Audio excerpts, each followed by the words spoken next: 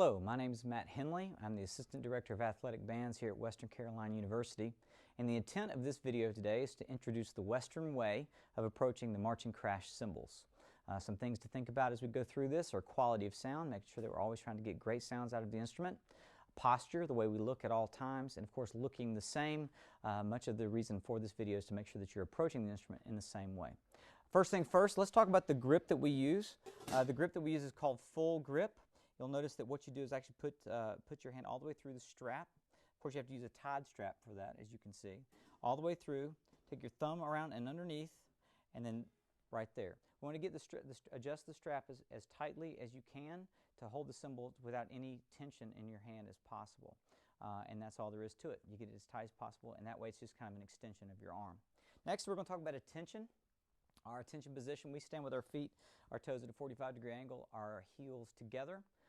The bells, inside bells of our cymbals are going to be right at our waist, our sternum of our chest lifting upward, and always looking big and strong. That's the way we want to be, for sure. Next, let's talk about playing position. We refer to it a lot of times as set or set position. We actually have three. You have what's called the horizontal closed. The way that works is I'm going to take the left cymbal, place it down here, almost flat, but not quite, because it feels awkward if you try to go flat. So just almost flat, right hand on top. And that is called horizontal closed. Horizontal open, same thing, but it's away from your body, about 3 inches apart.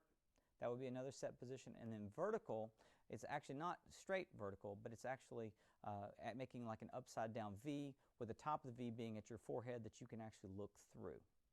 Okay, so that, and more than likely, most of the time you're going to be at this position right here. Now we're going to talk about different types of sounds and crashes that we do with the cymbals. First thing is known as the hi-hat. The hi-hat would be a closed vertical, horizontal position, excuse me, and I'm going to put them together. My left hand stays stationary, my right hand opens just the front, just like that. Hi-hat's sound, and we use it a lot of times for 3-inch passages with the drum line. The tap crash, open, and what I'm going to do is just actually punch with the right hand. A lot of times this is used for 6-inch passages. Left hand stays stationary. Okay.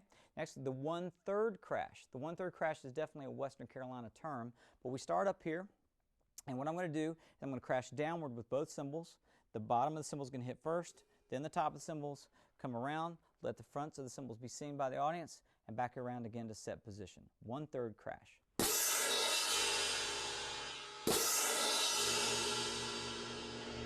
A lot of times that's used for 12-inch passages.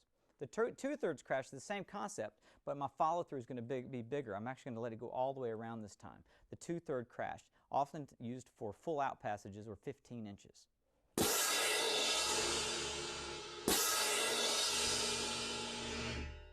The full crash is, a lot of times people refer to it as the sunburst, but it's the one upward crash. I'm actually going to strike the top cymbals first, then the bottoms, up and around, okay? The sunburst.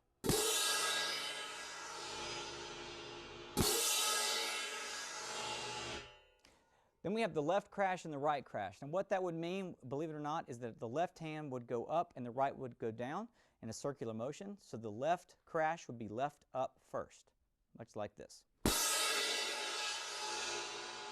The right crash, the right goes up first and the left hand goes down. So right crash, right up. The fusion, or some people refer to it as the slide, we're going to start down here. I'm going to take it and we're going to crash, but we're going to let the cymbals slide together and then pull it back and let the vacuum of the cymbals stop the sound. The fusion.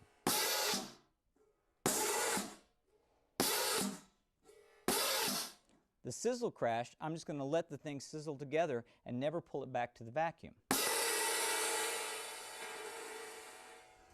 The slam or the crunch can be done many different ways, but basically the idea is to put the cymbals together and not let them separate. They can also be done here. Can be done lots of different places. The crash choke is much like a punch choke up here, excuse me, a punch crash up here, but I'm going to choke it to my body. The crash choke.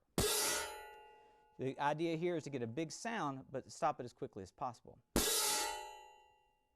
The zing, take my left hand up here, my right underneath, take the bearing edge of the cymbal, and zing it out. The ting, take the bell of the right cymbal and the edge of the left and play right on the inside of the bell, the ting.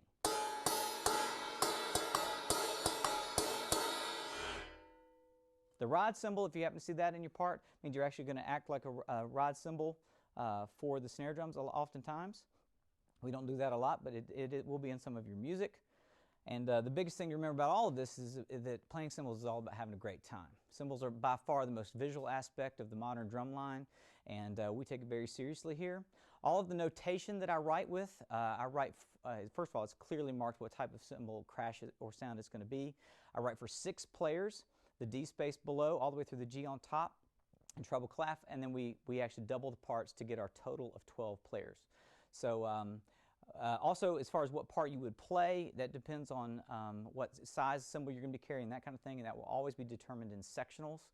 Biggest thing to do is just learn your parts first, and we'll determine all that stuff in your cymbal sectionals. Have a great time, have fun, and keep drumming. Thanks a lot.